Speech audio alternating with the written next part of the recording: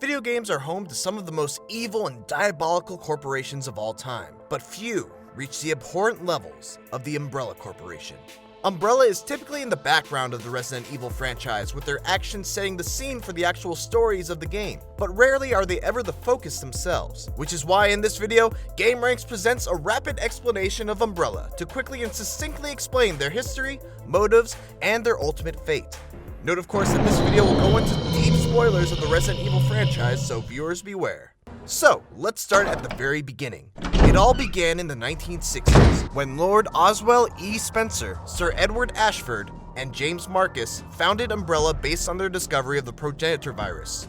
The PROGENITOR virus was a virus found in a flower called the Stairway to the Sun. It was found in West Africa and was worshipped by a tribe of people known as the Nadi Paya, due to it being used as a way to choose those worthy of being their leader. You see, the legends state that those who survive eating the flower, thereby contracting the virus and obtaining superhuman strength and abilities, would be considered their leader. So, with the flower production locked down with laboratories built in Africa, and Spencer having his own fancy mansion that serves as a cover for his own laboratory up in the Arklay Mountains, Umbrella is officially in business, disguising their research into the progenitor virus with the front of being a legitimate pharmaceutical corporation that sells consumer products and cosmetics. Our business is life itself. Umbrella's ultimate goal was to completely change the face of war and be the sole profiteers of its new form. They would develop bioorganic weaponry, or BOWs for short, utilizing hosts of the progenitor virus as superpowered mutated monsters. That was Umbrella's ultimate goal, but it wasn't Spencer's. Spencer wanted to create a new breed of humans, along with making himself immortal and rule over them like a god. Point is, Spencer's a crazy power-hungry madman who's using Umbrella and the research it's conducting to fulfill his own power fantasy.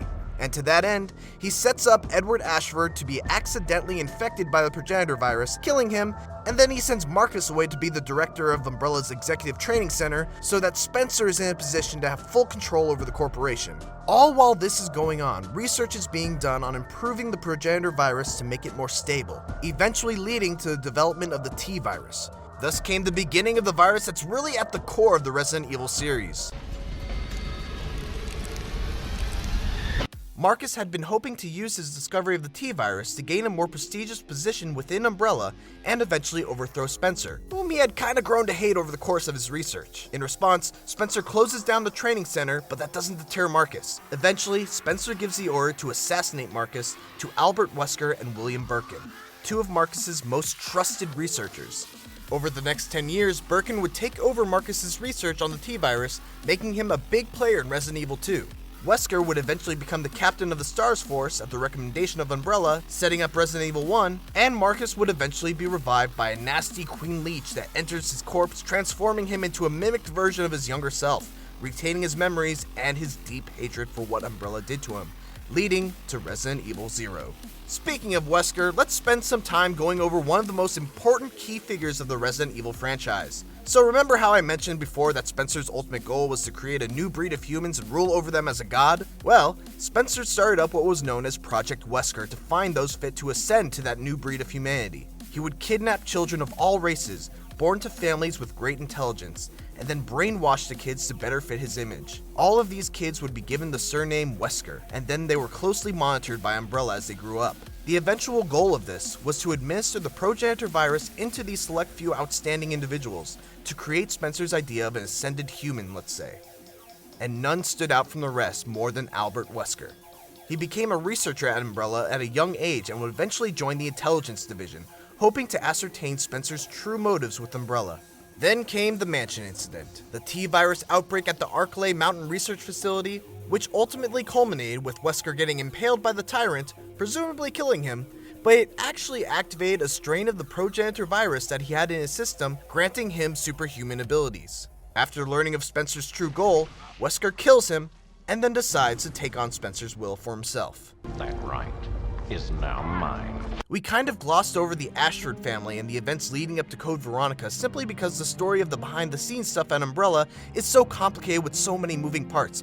But really quickly, let's rewind back to Edward Ashford before he was killed. I mean, accidentally infected with the progenitor virus. Edward has a son named Alexander, with whom he works on the T-virus. Now, Alexander himself is not a genius virologist, And when his father dies, he's kinda left in a bad spot with his family name losing its reputation and his lack of knowledge in virology preventing him from continuing his father's research. So, he uses DNA from the embalmed corpse of Veronica Ashford, a great ancestor of extraordinary intelligence, and creates 2 clones, Alfred and Alexia. Alexia in particular is a genius who becomes a chief senior researcher at the mere age of 10 and is the main driving force behind the T. Veronica virus. If you've played Code Veronica, you know what happens from here.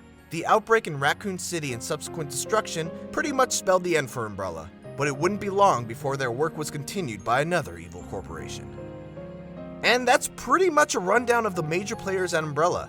Once again, by the very nature of this video, we've glossed over a lot. But hopefully this video has helped give you a better understanding of what Umbrella was all about and provided some added background that you might have missed out on while playing the Resident Evil games. Hey, thanks for watching, guys. If you enjoyed this video, why don't you consider hitting that subscribe button right there for more rapid explanations just like this one, along with tons of more awesome videos that we produce daily, right here at gameranx.